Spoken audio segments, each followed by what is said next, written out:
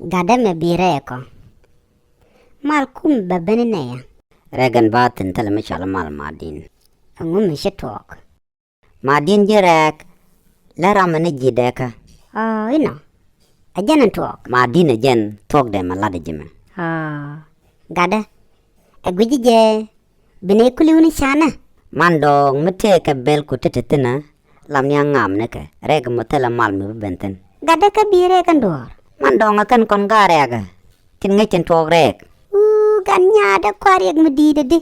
Madin. Me gu chama. Ma bada we ke jama. Reg yan ke jake luma. Ci doone gay mama. Mi hejin gon lom.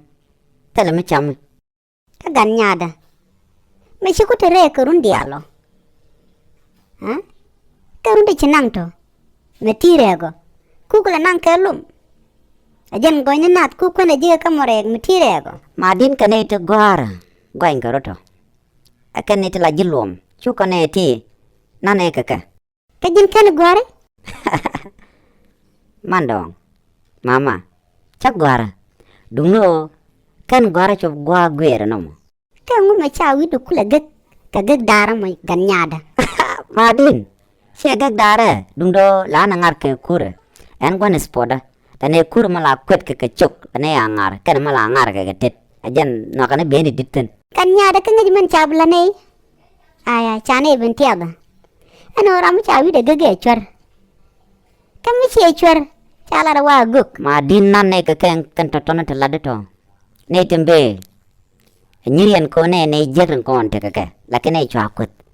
Ika kone di chwere awirian gak kan pankene kala chwero te jilom. O ganyada jen siang togre gana mo guje tela mal beben. Mandong. Muti ka bel gutangam. Taunaka. Ko gwa da urul woben. Tala kun becam. Ko re ka matala mal yatan. Akan gat kuna raka weja.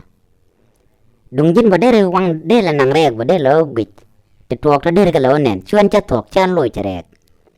Ko reg siang ajak kelum.